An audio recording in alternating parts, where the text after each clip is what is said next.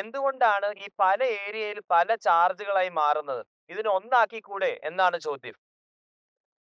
വളരെ രസകരമായ ഒരു ചോദ്യമാണത്. കാരണം അത് പലരുടെയും ആശങ്കയാണ്. ഞാൻ പറയുകയാണ് ഇപ്പോ ഏറ്റവും വളരെ ചുരുങ്ങിയ ഒരു കാര്യത്തിൽ പറയാച്ചാൽ എറണാകുളം പോലൊരു ടൗൺ അവിടെ ഒരു ഡെന്റിസ്റ്റിന് ഒരു ഡെന്റൽ ക്ലിനിക്ക് സ്റ്റാർട്ട് ചെയ്യണമെങ്കിൽ സ്വാഭാവികമായിട്ടും അയാൾ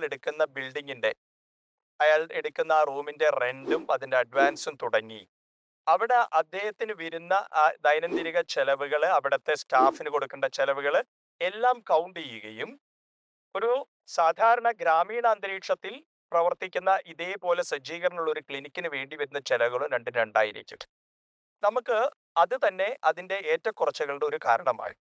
പിന്നൊന്ന്, എക്സ്പെർട്ടൈസ് ചെയ്യുക എന്ന് ഡോക്ടർ സിദ്ധാർത്ഥ് ഇവിടെ പറഞ്ഞു.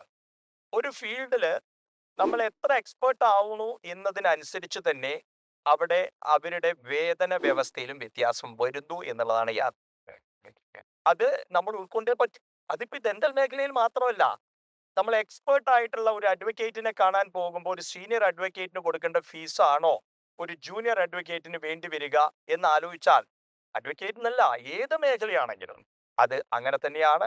എക്സ്പെർട്ട് ആകുന്നത് മൂലം അവർക്ക് ഉണ്ടാകുന്ന അധിക വേതനത്തിന്റെ ചെലവും സ്വാഭാവികമായും ഈ വേരിയേഷൻ, ഇത്തരത്തിലുള്ള നിരവധി ഘടകങ്ങളാണ് യഥാർത്ഥത്തിൽ ഈ ഈ റേറ്റ് വേരിയേഷൻസ് എന്തുകൊണ്ട് സംഭവിക്കുന്നു എന്ന് ചോദിക്കുന്നത്.